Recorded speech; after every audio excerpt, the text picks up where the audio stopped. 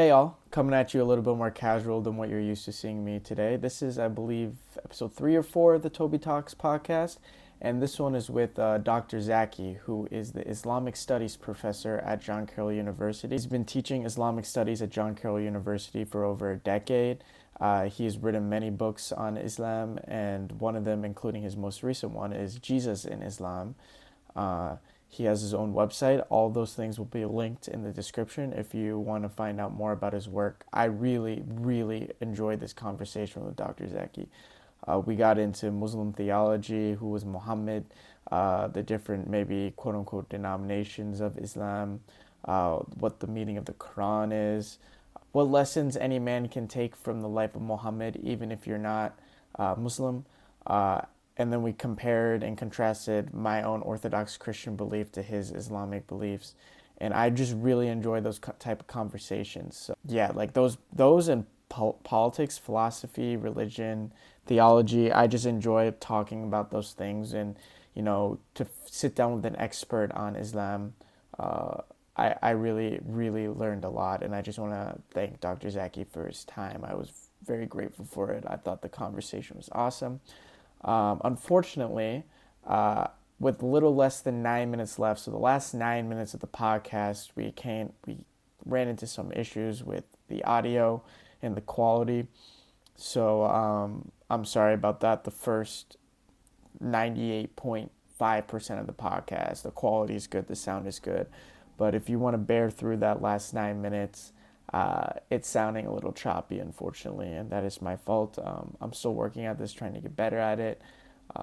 You know, my podcasting skills aren't there, my editing skills aren't there, my interviewing skills aren't there.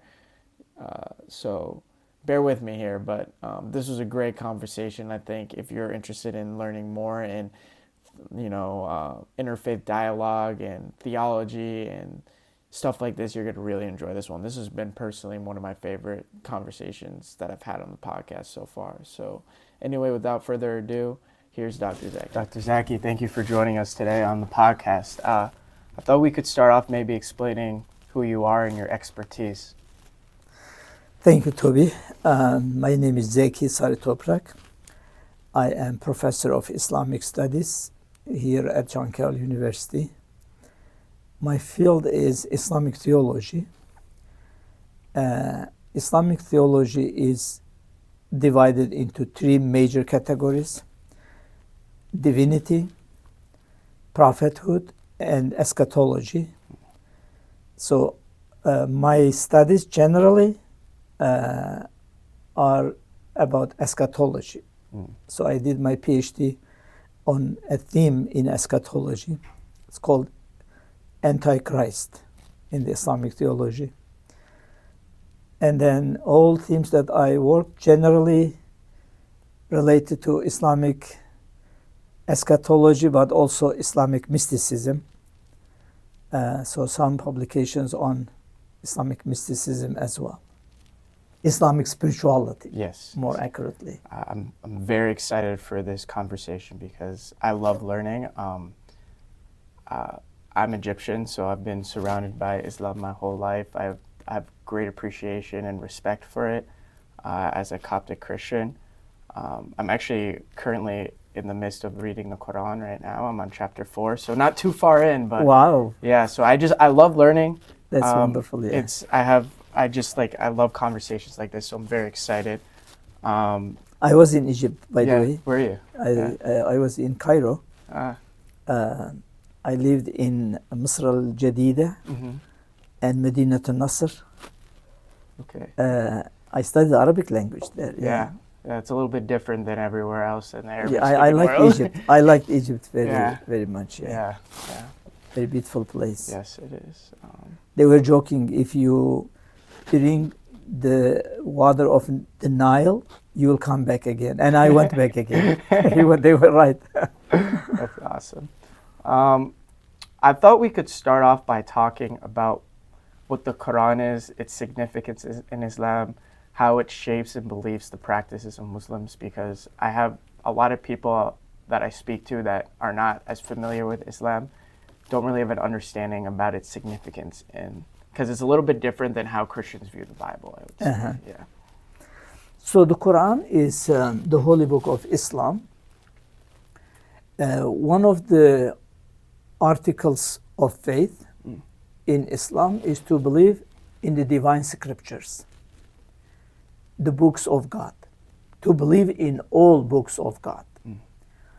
The books that we know generally are known as the Torah, the Psalms, which known in the Islamic tradition as Zabur, Zabur, Z-A-B-O-O-R, probably that way we can spell it, and the Gospel of Jesus and the Quran. These are known four great books of God. These are the books that are known, and Muslims have to believe in all of this. There are some other books, like the book of Abraham. The Quran speaks of it. We don't have a reference to that book, but probably it is lost throughout history. In the past, people read it and they had it, but we don't have it today. The Quran is one of these divine revelations, and it is the last revelation of God. So in the Islamic teaching, because Prophet Mohammed is the last prophet, the Quran is also the last message of God to human beings. And if you read the Quran, you will see occasionally it will say, Ya ayyuhan nas, O human beings. It doesn't say always, O believers. Sometimes it says, O believers, but sometimes it would say, O people, O people. That means all human beings are considered the addressee of the Quran, the audience of the Quran. And it is so significant in Islam that for your prayer, in order to be valid, you have to have first chapter of the Quran recited in Arabic. You should recite the Quran in its original language, which is Arabic. And then also sections from the Quran, in addition to the first chapter. So it is part of the prayer and part of the life of Muslims. And as I said, Muslims believe in all divine books. The most important aspect that is related to the Quran is that we have the original format of it. Yes. The Arabic one. Yeah. It's not the translation. Right. It's very important to note that Muslims do not call the translation of the Quran the Quran. Okay. They call it, this is the translation of the Quran, if it is the translation. Got it. Because the translation means that there is a human involvement. A human involvement, for example, I translate a verse in one way, another person translates that verse in another way. So you might have a different translations because of different understanding of the Arabic language, because Arabic language is so rich language, it could be actually having variety of meanings. And therefore, the original one is the divine word, not the translations. Got it. So you brought up these four holy books in Islam. The Gospels, would you say that, and from an Islamic perspective, that the Gospels that the Christians use today are somewhat corrupted or deterred in a way because of what they say? The Quran speaks of the gospel, like one gospel. One gospel. Like the Quran is one Quran. I see. Similarly, there was one gospel. The Quran refers to that. And that is a divine revelation revealed from God by angel Gabriel to Jesus. Okay. That's like the Islamic understanding of revelation. Angel Gabriel is involved. Got it. This divine revelation in its original format is divine word. Okay. the Word of God. Got it. Muslims will have any doubt about it in the original format. Very interesting. But because it is lately recorded, the disciples of Jesus were under surveillance, were under persecution. They didn't have time to record it when it was revealed to Jesus. And we know that probably after 30 years of the revelation, they were recorded.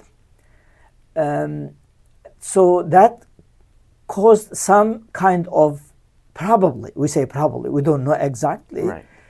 Most probably some loss of some verses from the original format. There's a possibility.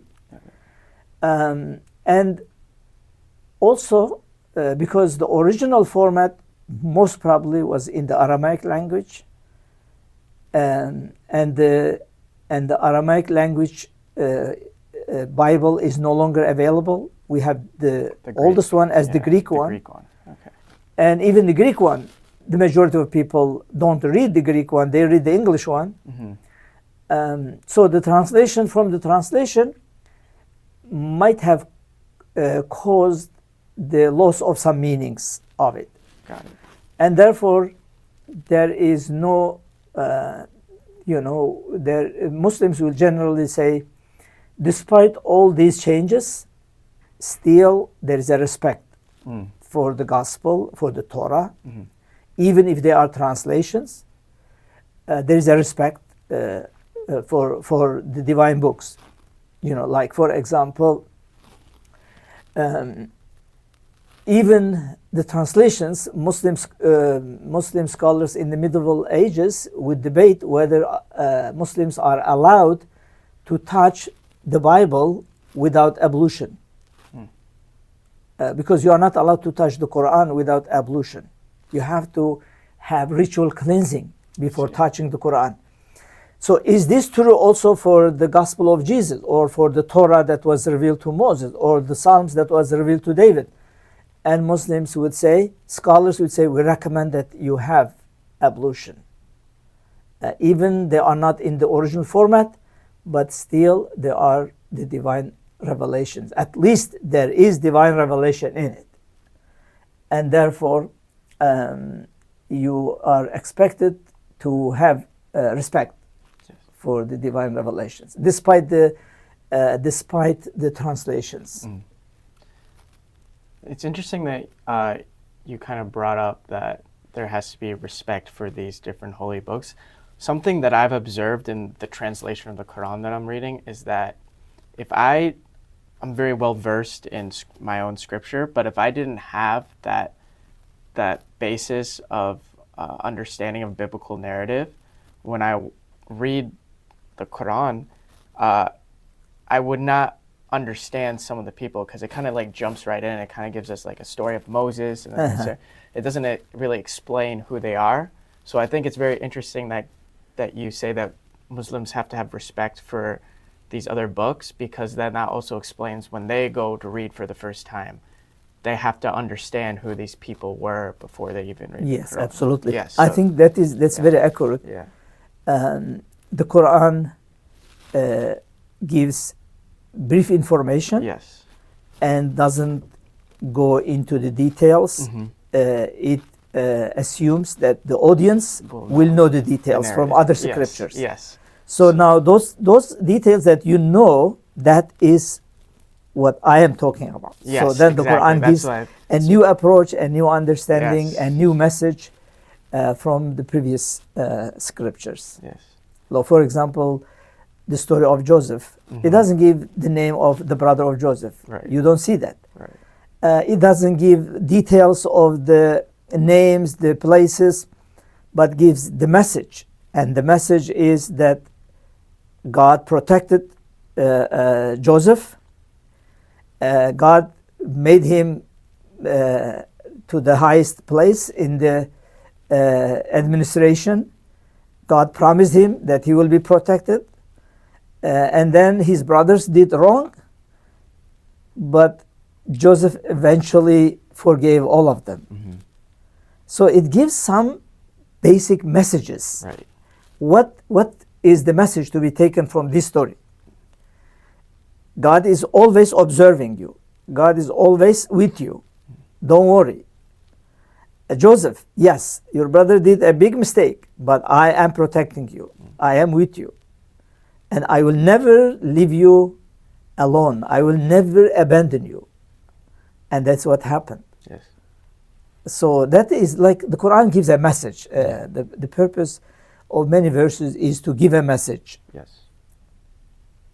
Yeah, I mean, translating from the Quran to, I think, the most significant human being in Islam, in my opinion, the most significant human beings who've had impacts on humanity in general are Christ and the Prophet Muhammad.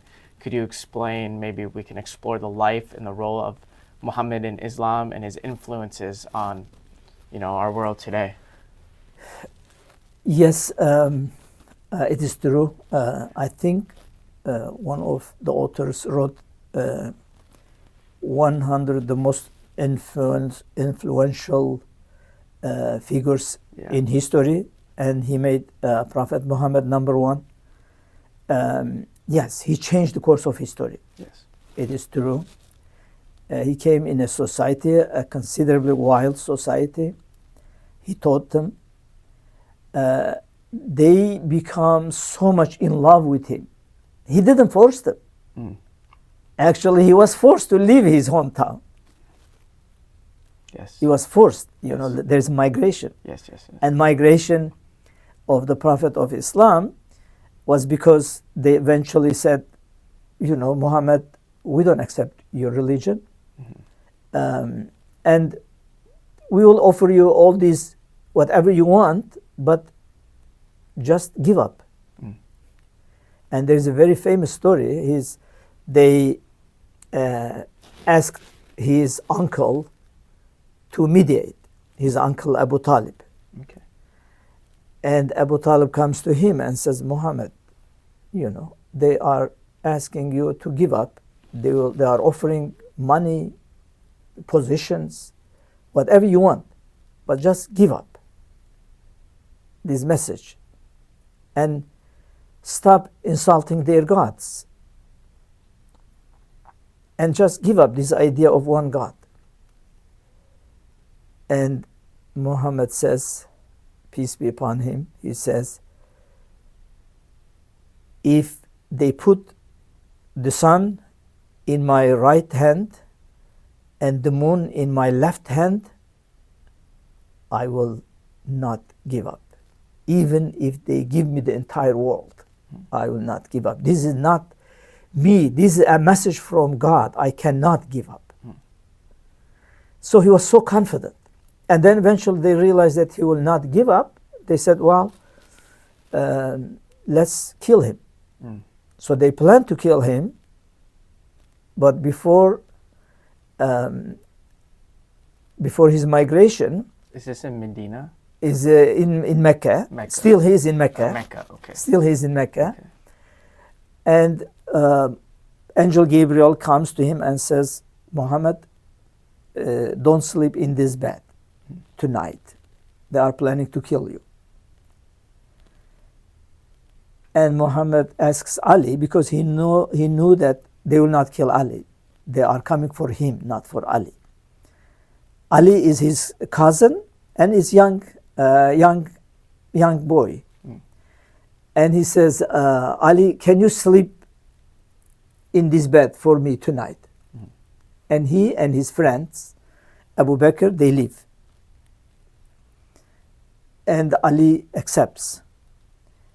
In the early morning, they come to break into his house, and they broke into his house. They lift the blanket, they see Ali sleeping. Like all leaders of the tribes are to kill him. So the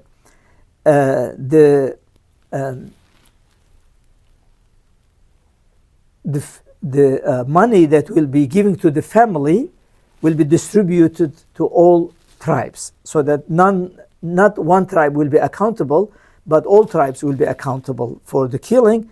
And therefore, the Hashimi family will be a kind of asking all tribes for the money for the killing of the Prophet.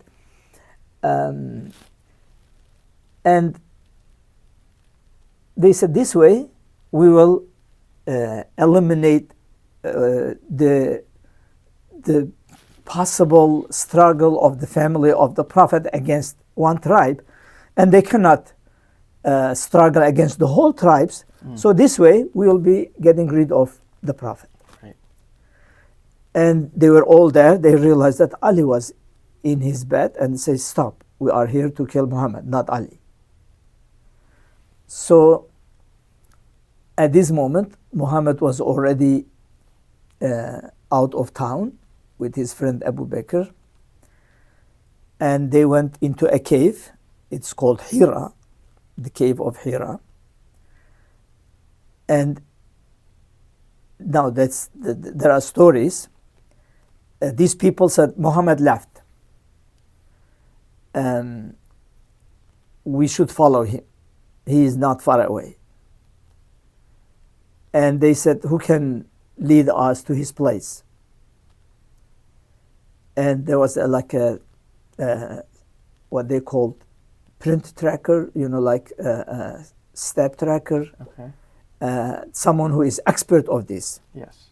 Okay. And they say, can you lead us to where Muhammad, just following his steps? So like a scent tracker. Like scent tracker. Okay, gotcha. Can you lead us to his prey? We will give you 100 camels. And he says, yes, I will. And they follow him. He takes them to a cave. But the door of the cave is covered with a spider web. And there is a pigeon, like in its nest. Yeah, a bird, yeah. A bird.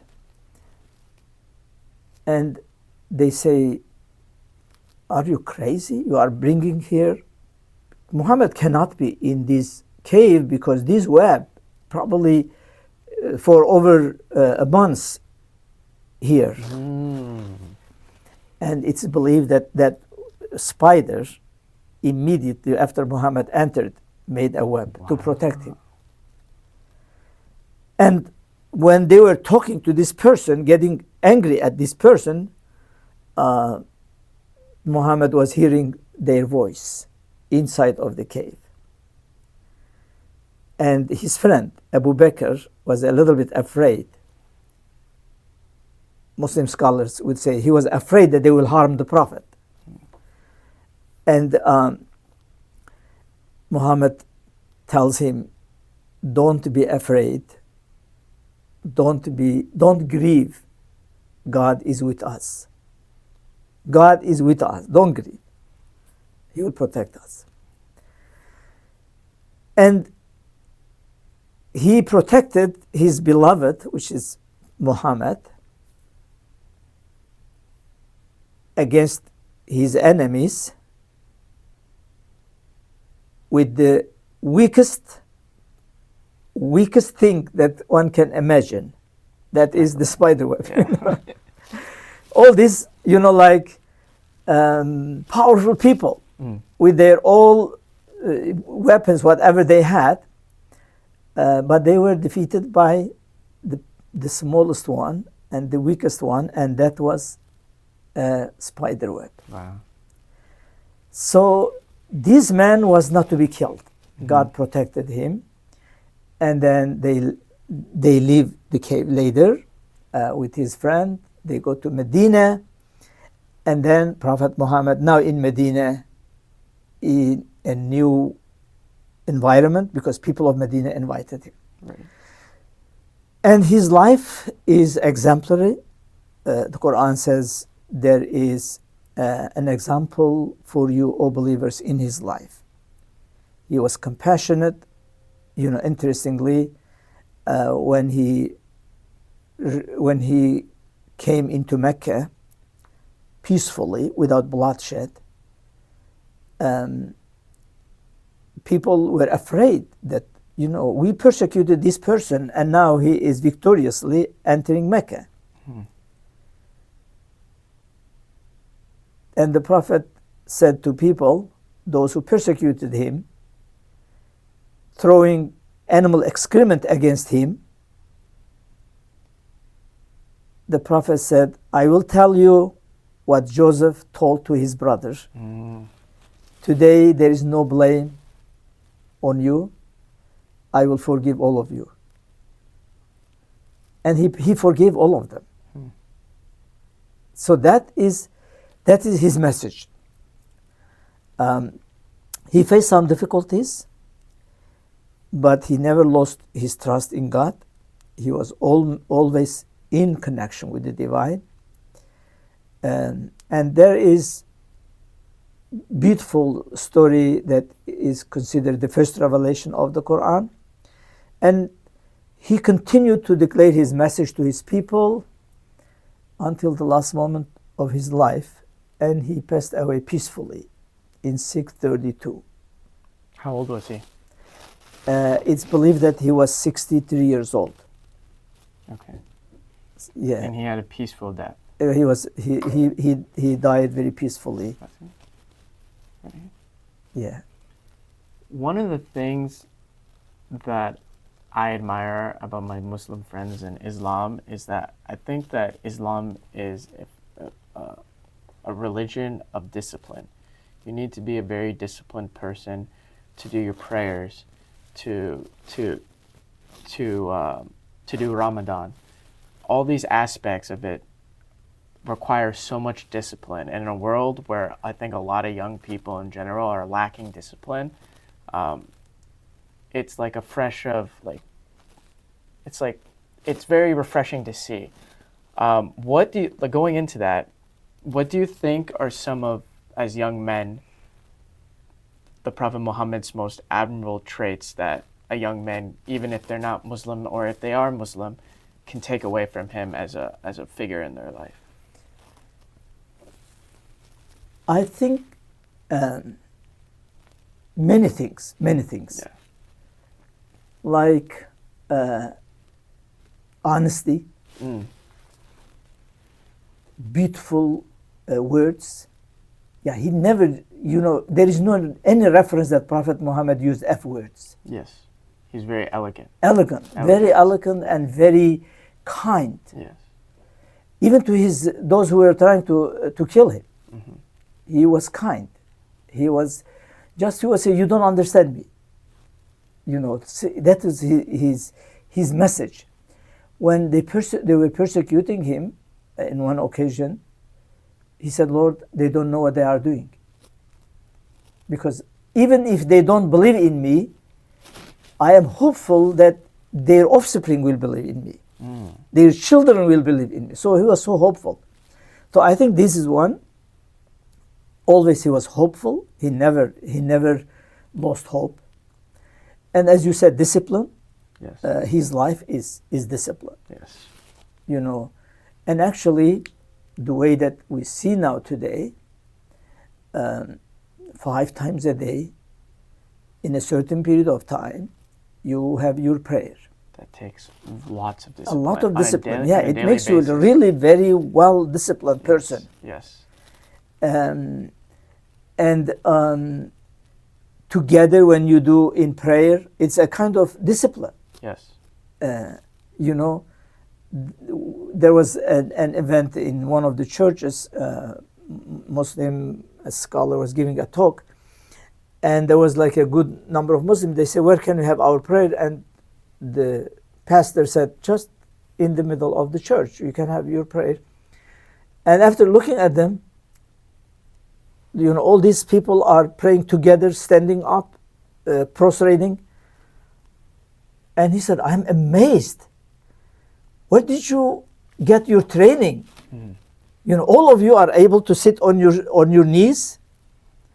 That is remarkable. That is like a kind of training, a kind of exercise.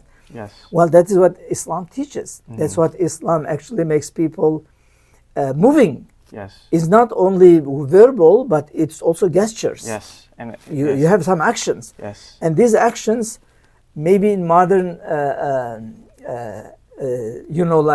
anatomy, that when you search for it, how much of benefits we'll have, even the physical benefits Yes.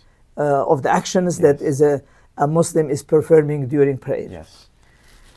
So, like everything that you need actually is put in the prayer. And Prophet Muhammad says, pray as you see I am praying. Mm-hmm. And I am learning this from Angel Gabriel. It's not my making up. It's not my own innovation. I am learning from Angel Gabriel, and you will see me, and then you follow the way that I am doing. So this type of things, leadership, it was a remarkable leader. Yeah. Prophet Muhammad, his life is really beyond imagination. Mm-hmm. One Islamic scholar says, if you take 100 philosophers to Arabian Peninsula, modern day Mecca, Saudi Arabia, the era that Prophet Muhammad grew up and declared his message, Mecca, Medina, the era, that area. And if they work for 100 years, 100 philosophers working for 100 years, they will not be able to make the change that Muhammad did in 23 years. Mm.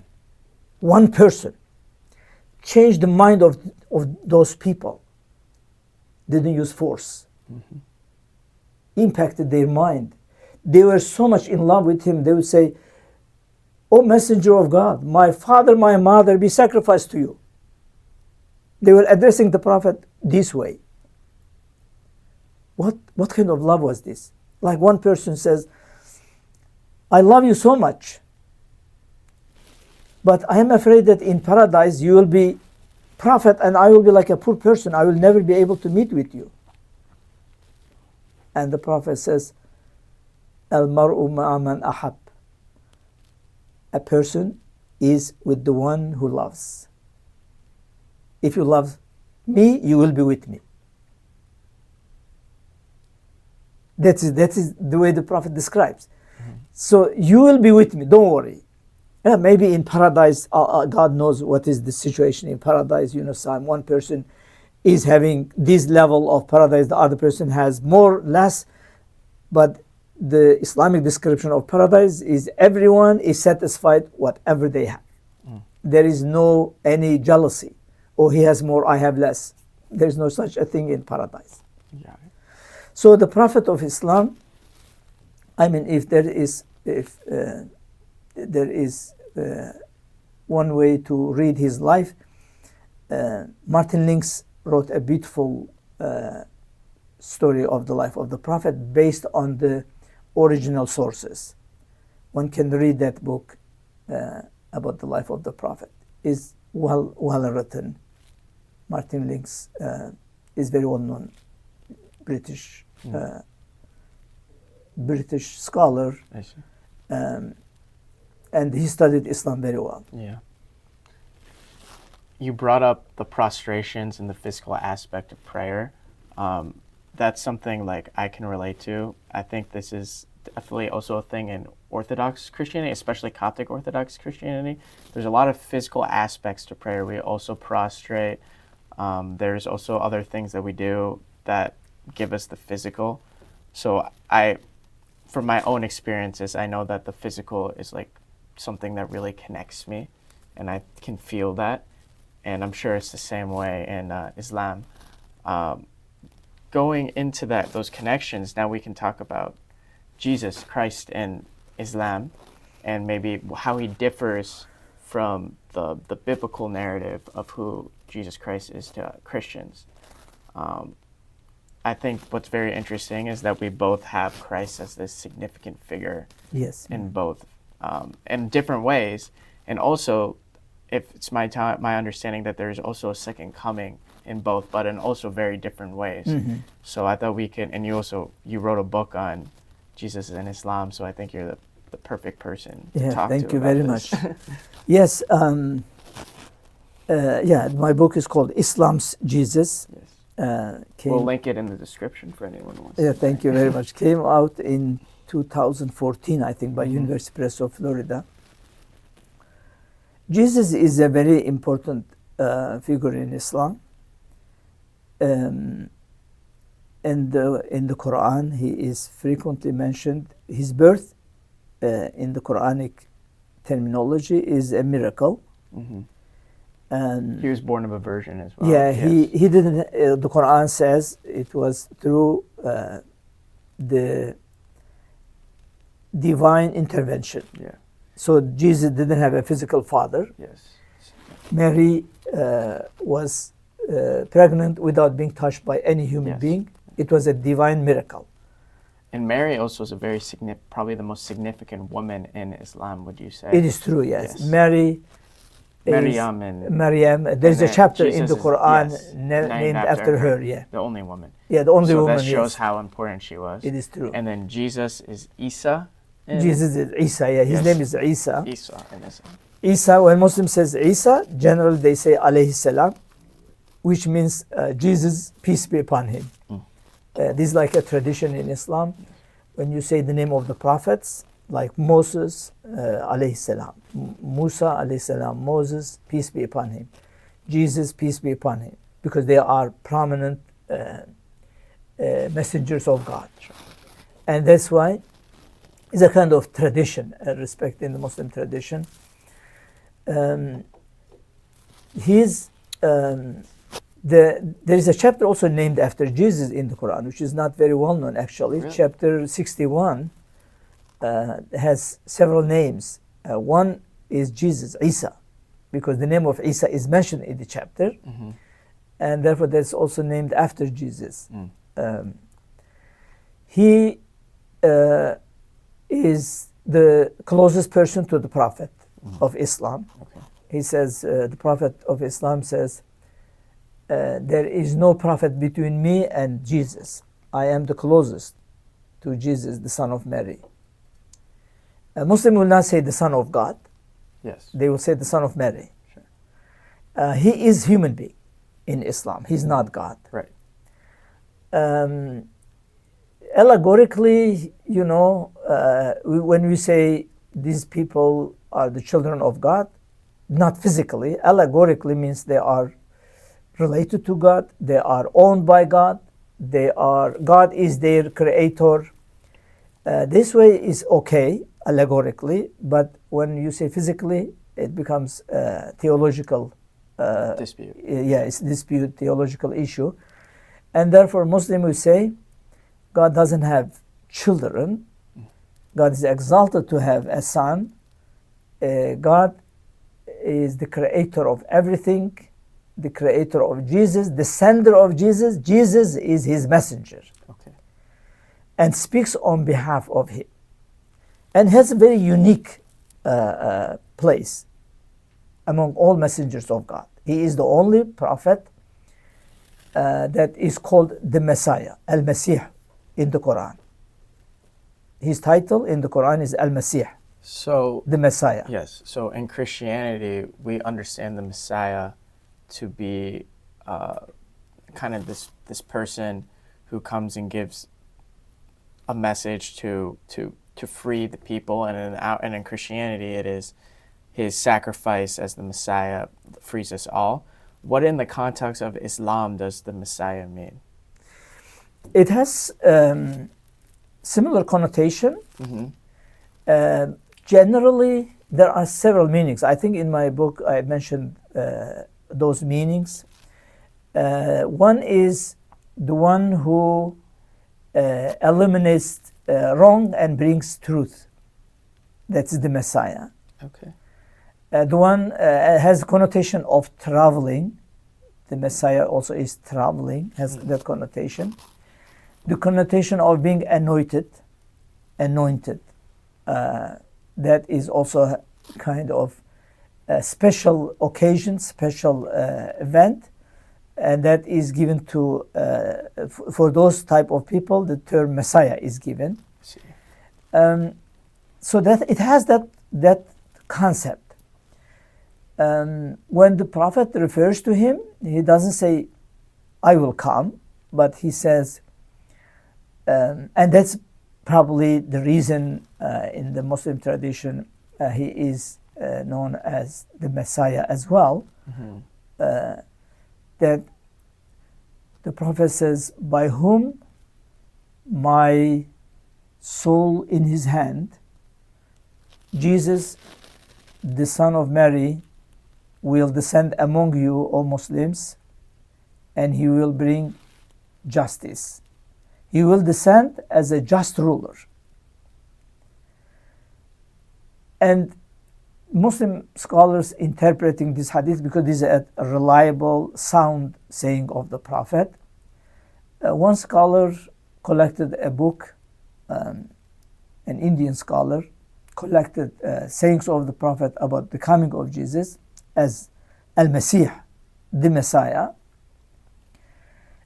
And he put about 100 sayings of the Prophet together. He says it is so evident that it is becoming undeniable in the Islamic theology that the coming of Jesus is true, he will come.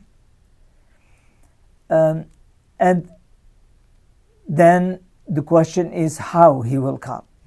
What is the meaning of his coming? I elaborated, I think, in 2 chapters, maybe 3 chapters, that probably the core of the book. What is the meaning of his coming?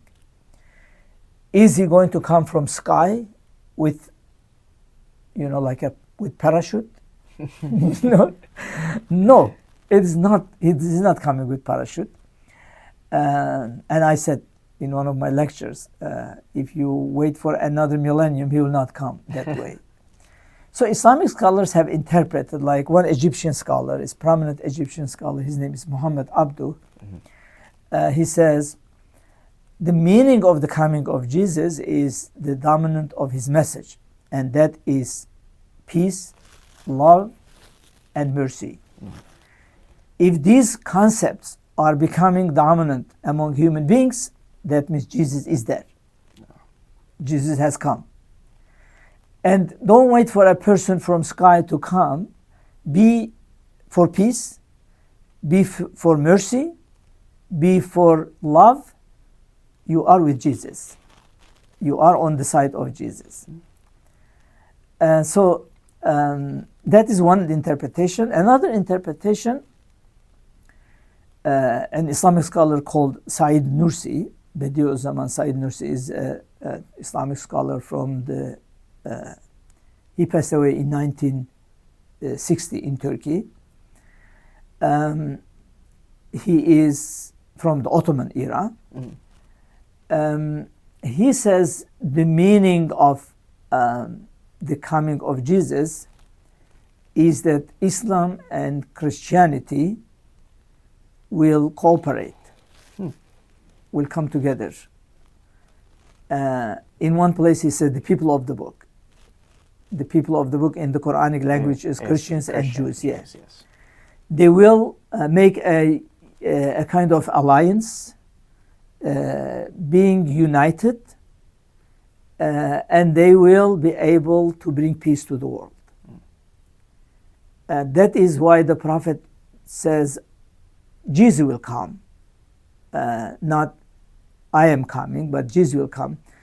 These religions, these people, the adherents of these religions, if they come together, they make 58% of world population. Everyone. They can make big change in the world. Yes. And that's what Nursi is interpreting, and he is very hopeful. He says the teaching of Islam, the teaching of Jesus will be united and will be bringing humanity to peace. And if there is something like this in the future of humanity, that means Hindus will benefit from it, Taoists will benefit from it, Buddhists will benefit from it. So even nature will benefit from such a peace on the planet. Very, very interesting. Another thing that I know about the discrepancy between Christianity and Islam's point of view on Jesus is his crucifixion on the cross. Could you maybe explain what the difference in the point of view is between the two religions? The Quran clearly says they could not kill him, they could not crucify him, but God raised Jesus to himself. So like this Quranic verse, all Muslim theology on Jesus based upon this Quranic verse with regard to crucifixion. What they interpret, they say several things. One, God will not abandon his beloved messenger, one of the 5 elite messengers of God, in the hands of his opponents, in the hands of his enemies. He will not abandon him. How do you know that? Well, Moses was a great messenger of God. Did God allow Pharaoh to kill him? No. God rescued him. Pharaoh, with all his army, was following him, and God made a miracle and made Pharaoh drowned and Moses rescued. That's God is taking care of his messengers. Abraham. Nimrod was a tyrant. When Abraham broke all idols, he said, well, we should burn him. They threw him into fire, and God says to fire, don't burn Abraham. Be peace with him. And Abraham was not burned.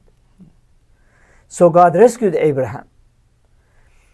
In the same way, they would say, so God will, like Noah, the flood came, all Noah's opponents who were actually mocking at Noah, they were drowned into the flood, but Noah and those who believed in him were rescued. So they would say this trend is suggesting that Jesus will not be also abandoned by God. He will be protected. He will be rescued by God. And this Quranic verse is indicating that Jesus was raised to heaven by God. He is alive. Muslims believe that he is still alive. He will come at the end of time. He will die normal death, and he will be resurrected. Oh, very interesting. Yeah. That's what Muslims believe, generally speaking. So as Christians, we believe that Jesus died on the cross and then resurrected. In the Islamic perspective, it's that Jesus alive was taken to God, and then he's going to come back and He'll come back. So he actually hasn't died yet. He has not died yet. Very interesting. Yeah, he's alive. Okay. He's still alive. And God made his nature as angelic, so he is able to live without eating and drinking. Angels don't eat and drink. The food of angels is praising God. Yeah, that's their food. When they praise God, they are getting full. And Jesus has that quality. He can come and then go because he has angelic qualities. Okay. And therefore, I think there is also a biblical reference that he can come like in the dark night, so people will not recognize him. Yeah. So something like that is Islamic at the same time. That means Jesus will be like an angel. Angel can come here and then go. You don't even see them. Yeah. You don't figure out, So, okay, so you brought up something that I find super interesting, and you're going to look at me like I'm crazy for what I'm about to say. But there's in both Christianity and Islam, there's these spiritual entities that are not human but are also not God, like angels, like demons, or jinn. Jinn, yes. That is also considered. I have this theory that when people talk about extraterrestrials and aliens, that I don't personally believe in that. I would say that those are probably some kind of spiritual figures out there that we don't know of, or that we're not fully aware of. But I feel like the description fits of how the biblical narrative and maybe in the Islamic narrative. But that's just a theory that I have, and with the jinn, I think it also can apply to that theory. Could you explain what the jinn is for people who may not know? Yes, jinn they are creatures of God, parallel to human beings, but they are invisible. Okay. They are spiritual creatures. Yes. Like human beings, they are good and they are bad. They have good. We have good jinn and we have bad jinns. Very interesting. We have bad jinns. Probably that's what we call it, demons. Mm-hmm. But good jinns are those who are believers. So there are believers among jinn. There is a chapter actually in the Quran is named after jinn. Mm. And it's one of the short chapters towards the end of the Quran. Mm-hmm. I think in the second, 28th part of the Quran, Prophet Mohammed met with a group of them, and they said, and they live longer than human beings. So they die. These would say, a new book came, is similar to the book of Moses. They were like talking to each other, and Prophet Muhammad, they come to the Prophet Muhammad and say, we believe in your message. Mm-hmm. We are Muslims. We are submitting ourselves to God. Yeah. And how these human beings are not accepting, kind of they are expressing their curiosity, why they don't accept this message, how they don't accept this message. So these are believers. In Islam, these are like believers of human beings without the permission of God. This is, I think, important to note, because people become afraid, oh my God, these demons can attack us without our capacity to see them. Without the permission of God, they cannot harm you. People make magics, magicians are using these immaterial creatures. Black magic. Like those type of things. But in the Islamic teaching, nothing can happen without the permission of God. I see. Yeah, demons cannot harm human beings without the permission of God. However, Satan is also jinn. Okay, that was my next question. Yeah, Satan is a jinn. So he's not a fallen angel. He's not a fallen angel, no. Okay, got it. In Islamic teaching, Satan was among angels. He was worshiping God. But when God created Adam, and he asked all angels to bow down before Adam, actually it says prostrate before Adam, because I created him with my own hands from soil. And Satan, who is not an angel among angels, he says, all angels obeyed God. But Satan says, no. This is in the Quran, in several chapters mentioned. This story is mentioned in several chapters, the story of creation. And Satan says, you created me from fire and you created him from soil. Fire is stronger than soil. I will not obey him. And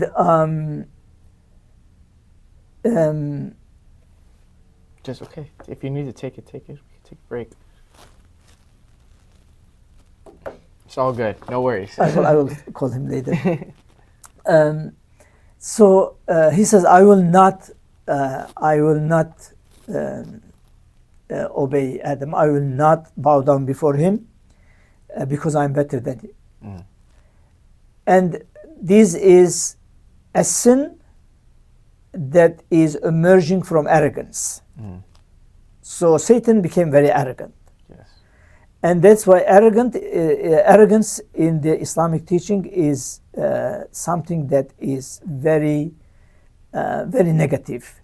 Yes. The sin of arrogance is unforgivable. Pride. To be arrogant, to look down at people. In Christianity, we call it one of the 7 deadly sins. Yeah, this is Islamic. The sin of arrogance is unforgivable. Like Satan's sin was not forgiven, but Adam made a mistake. He ate from a tree that he was not supposed to eat, but God forgave him. Adam was forgiven. Because he followed his desire and he was regretful. Yes. He didn't want to do that, but somehow Satan deceived him. Yeah. And Satan will become a deceiver until the end of time. Human beings will be deceived by him. He will be whispering in the ears of people. Do this. This is very good.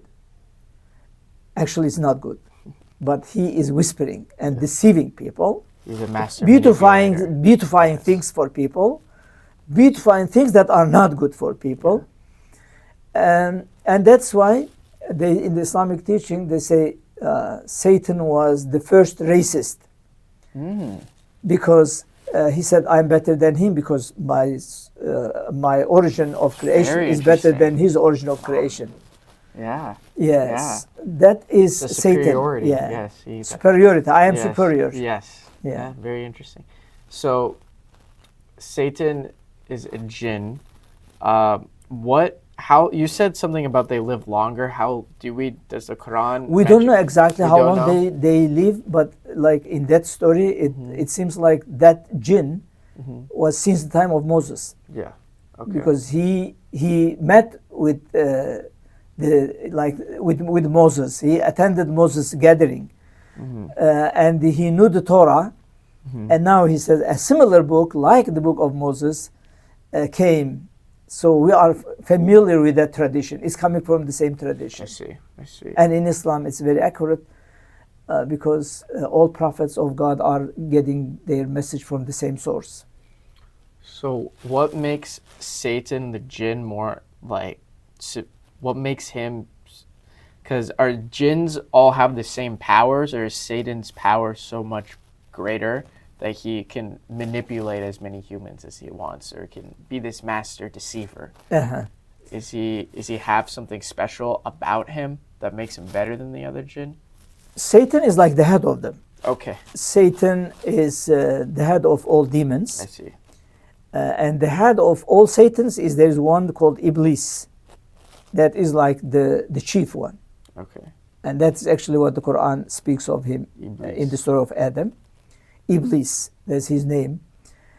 Who is Shaitan just a generic? Shaitan is generic, Iblis is name, yeah. Got it. He's like a proper name. I understand. Okay. That makes sense. And in the Islamic teaching, not because Satan is very strong, but because destruction is easy. That's why they sound like strong. Very interesting. Yeah, because I like that. To destroy a building, it takes maybe an hour, but to build a building, it takes probably a year, maybe more than a year. Destruction is easy. It's much harder to be a good, genuine, God-fearing person than it is to just like give in to you. Absolutely. And to be constructive is much more difficult to be destructive. Yes. Yeah, destructive. Yes. To be destructive is the easy one. Yes. And human weaknesses are contributing to this. Yes. In Islam, life is test. Yes. Every human being is tested. It's tested. Same in Christianity. And therefore, you will encounter some times, some difficulties. The Quran says you have to be patient. Yes. That's a trial. Any trial that a human being is facing on the planet is reward worthy if person remains patient. And probably you see many verses in the Quran says God is with the patient. Yes. Or human being. You will face difficulties. These difficulties can be,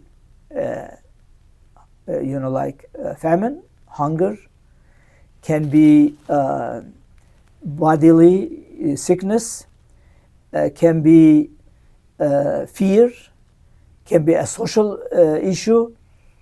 But if you remain patient, God is with you, and you'll be rewarded for that. It's beautiful. Yeah, it is. It's part of human journey. Yes. And human beings are here on this planet to gain eternal life. Yes. They are here not for this short place. test. Yeah, short test. This is like a short period of time for compared to eternity. To attain eternity. Yes. I think I really love that message. One of my favorite sayings that is used in the Christian tradition is, God doesn't give you a cross that you can't carry. Saying essentially what that means is that any difficulties that you have in your life, no matter how big it is, God won't give you something unless he knows that that challenge is going to help you and that you can get through that challenge. And then through that challenge, you will learn spiritually and you will become a better person. So this is true. This is a verse in the Quran, yes, actually. Yes, so I think that's God very does beautiful. not give you a burden that is beyond your capacity. Yes. God gives you a burden within your capacity. It's almost as if like if you have a burden so great, it should be an honor to you that God believes and knows that you can handle that. And I think there's something so beautiful to that. Yeah. Let's transition into, we talked about the Quran, we talked about the Prophet Mohammed, we talked about Jesus and Satan and jinn, kind of the technicalities and the most important details of Islam. But now I want to talk about Sunni versus Shia, because I think a lot of people get confused by that, and the differences between the two, why there's a split in that way, what's the disagreement on. So I'll just open the floor to you. The concept is the issue of leadership. Okay. It started in the beginning of Islam. Prophet Mohammed, peace be upon him, when he passed away in 632, he did not appoint a successor wisely. He asked believers to choose their own leader. I will not appoint someone to lead you. You find your leader. And he had some probably kind of signals, these will be the best one, but he never forced them. Like when he was very sick, he asked Abu Bakr to lead the prayer. And Abu Bakr led the prayer beautifully. And he was amazed when he saw Abu Bakr leading the prayer. But he never said that, choose Abu Bakr as your leader. So when he passed away, the issue of leadership became a kind of a point of discussion. Who would be leading the community after him? Who would be his successor? And two opinions started competing. One said that, well, traditional leadership is based in the kingdoms is based on closest male relative. Sure. So the closest male relative of the prophet should be the leader and should be his successor, and that would be Ali, the cousin and the son-in-law of the prophet. Yeah. Ali was the cousin of the prophet, young, converted to Islam when he was 10 years old, the first young boy who converted to Islam. And also later he would become the son-in-law of the prophet.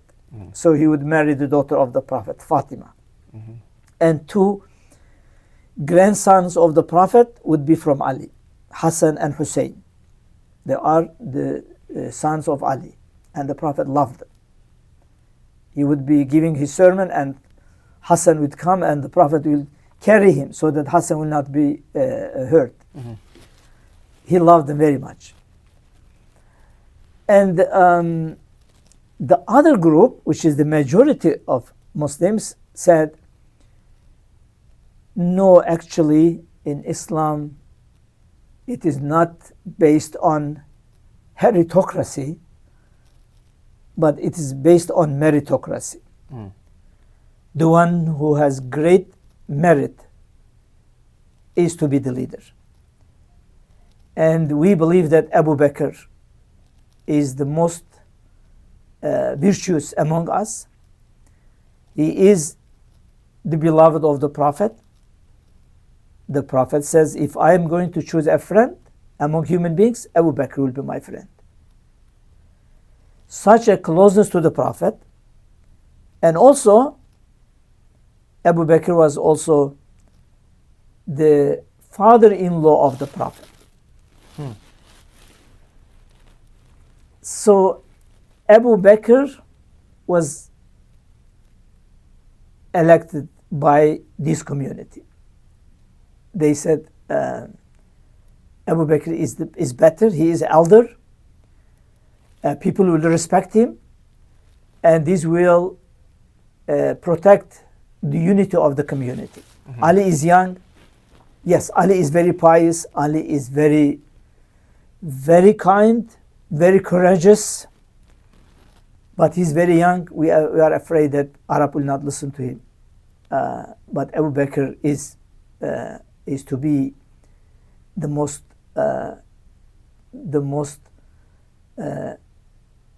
person, like the person that will receive the most respect from the community, the most respectful person. And Abu Bakr was elected, and he led the community. He went to the pulpit and he said, you elected me not because I'm the best of you. I will serve you as much as I can. If I go wrong, correct me. If I follow the path of truth, follow me. So he gave such a remarkable speech that, I may be wrong, but when I am wrong, correct me. Don't hesitate to correct me. And this way, it's a kind of republicanism. They came together like leaders of the different groups, and they voted, and Abu Bakr was elected. Abu Bakr was nominated by Omar, who will be the second caliph later. Okay. The group that said Ali, later this group would become Shiite. Okay. And Shiite actually means supporter, and generally they are known as the Shiite Ali. So that means the supporter of Ali. Yeah. Sunni Muslims would say we love Ali. We have no problem with loving Ali, but Ali's leadership sequence to be the fourth caliph and not the first one. Ali later will become a caliph, a successor of the Prophet. Sure. But they would say that he was the fourth and not the first, whereas the Shia would say he was the first. Shia would say he was supposed to be the first, but they wronged him. They didn't give him the first level. I see. Okay. So there is like a debate among Sunnites and Shiite. As you know, about 90% of Muslim population around the world is Sunni. Yes. And about 10% is Shiite. So Iran is only Shiite. Iran is a very Shiite Islamic country. Yes. Maybe 50% of Iraq. Yeah. Also Shiite. That's very interesting. I think this gives us like the perfect transition into what I want to talk about in the modern day world. Excuse me. And it's okay. In Islam's place in the modern day world, especially in the West, this is something that I'm personally very interested in the discussion and the debate about, because I think you see this a lot in Europe, and maybe not as much here in the United States, whereas you have there's certain politicians who are very like anti-Islam and anti-immigration from the Middle East and North Africa into their countries. And this concept of assimilation into Western society and Western culture from Islamic countries is something that is heavily debated. For example, a lot of people would say that Islam doesn't go with democracy, but I think it was a perfect transition because we just talked about a democratic, election kind of in Ali versus Abu Bakr. Yeah. Yes. So I think this is like a perfect transition into the experience. Like, what's the experience of Muslims living in Western societies, like the challenges of cultural integration, and like Islamic practices in a Western context. I just want to open the floor. Yeah, I I just think threw a lot at you, but I yeah, think that's this very good is question. very interesting Yeah. topic that I'm very curious I about. would say in the Islamic ruling system, justice is essential. Justice.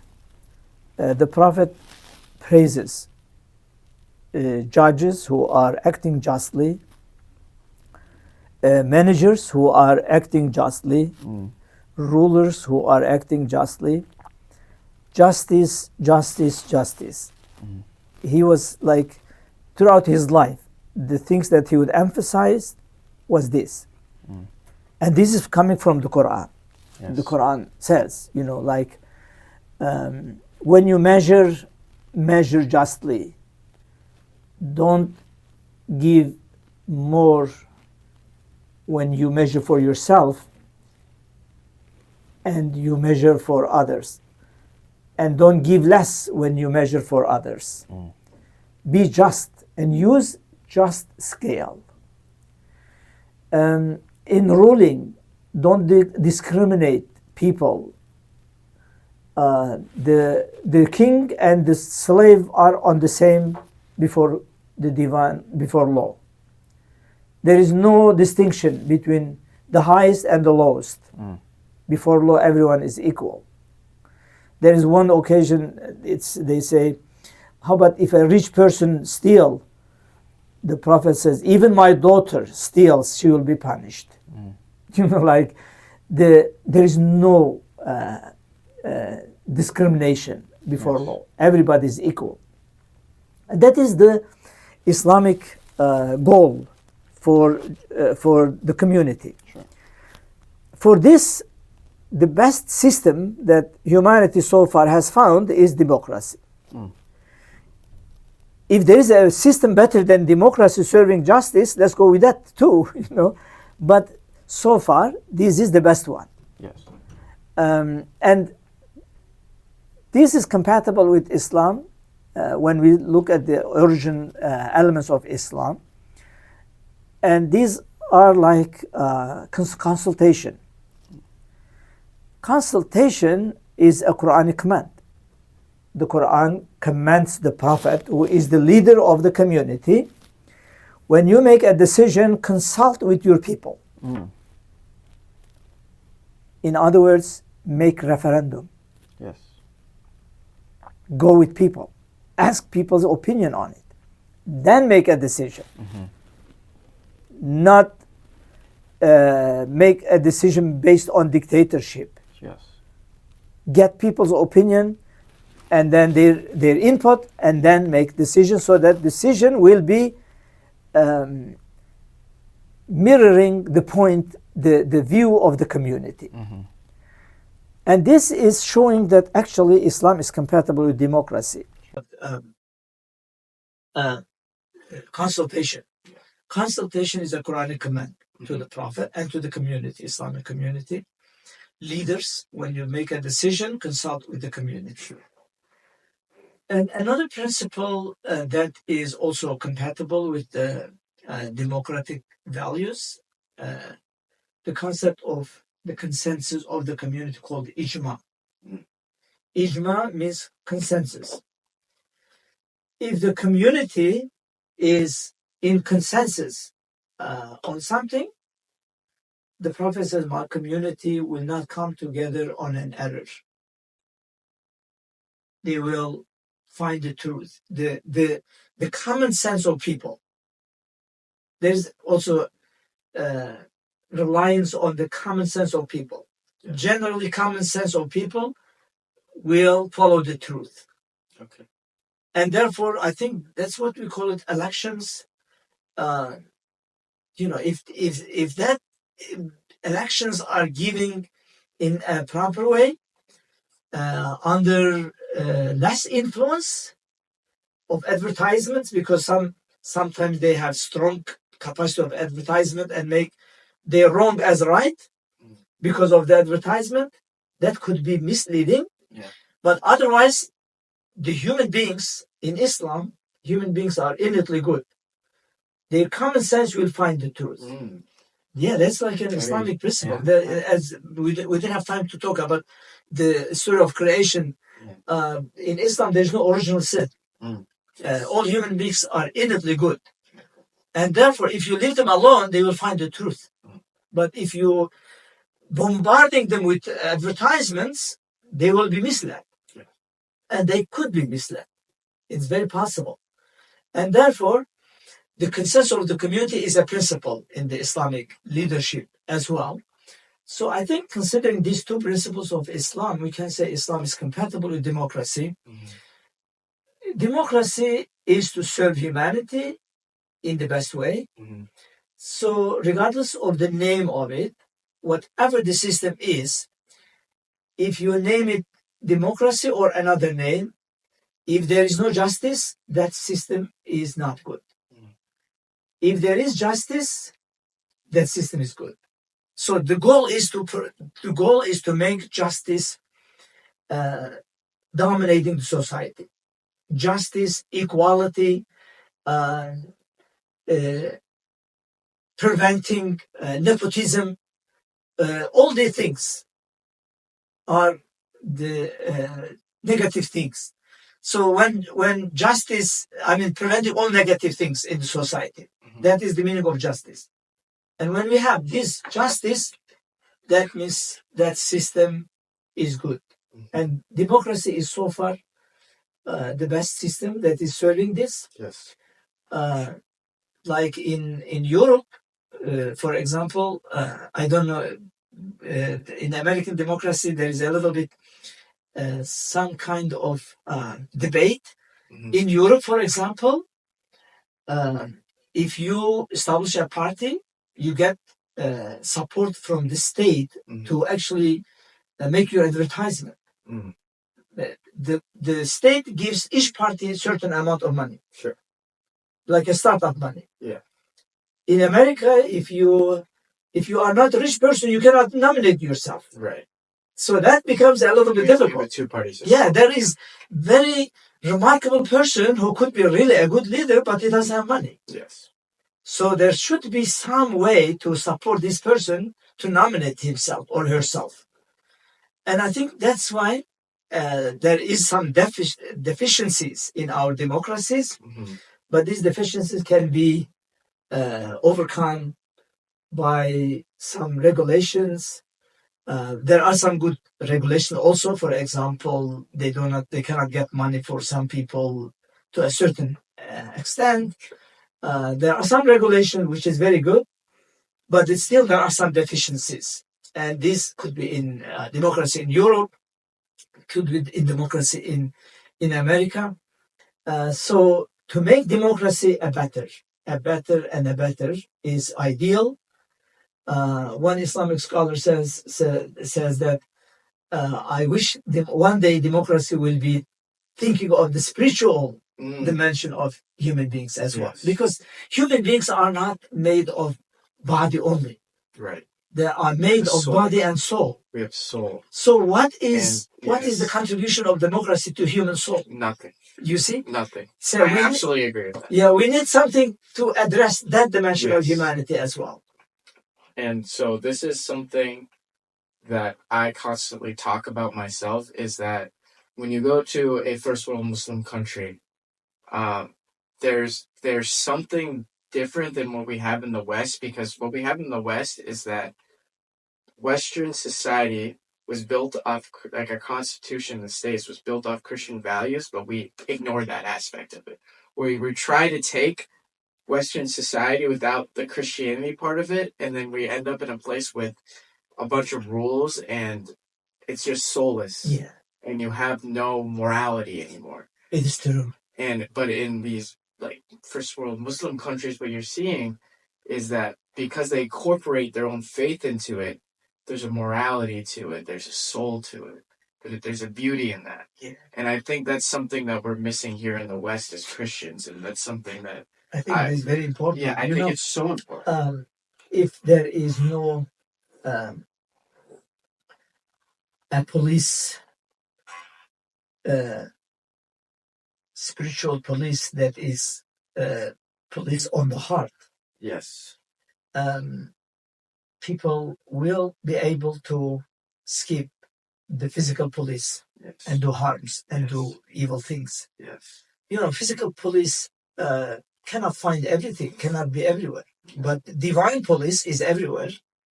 And that's why when there was a big power outage, many stores in New York were looted. Yes. Because it was dark and people would say, police cannot see us, police cannot find us. So if that is the case, that means there's something actually missing. Yes.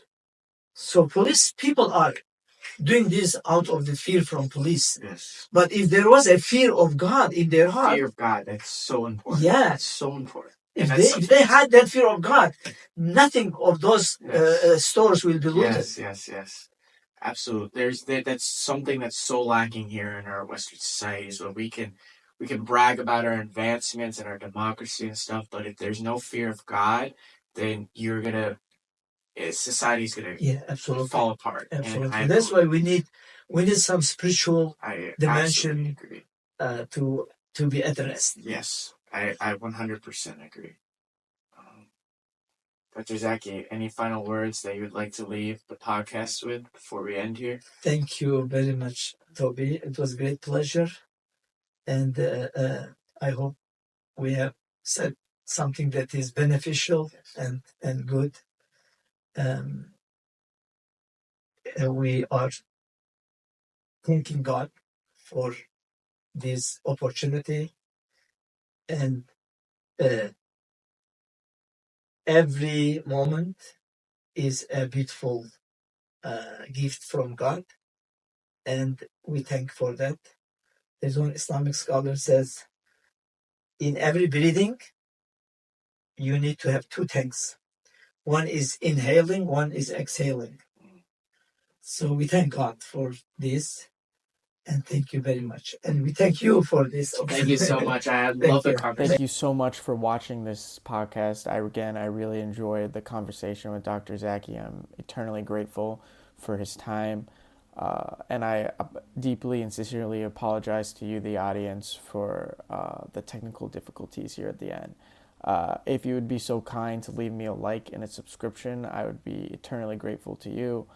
This is a passion project of mine. This is something I care deeply for and I'm trying to get better at. I love having these conversations, so it takes 2 seconds if you just could take time out of your day to do so.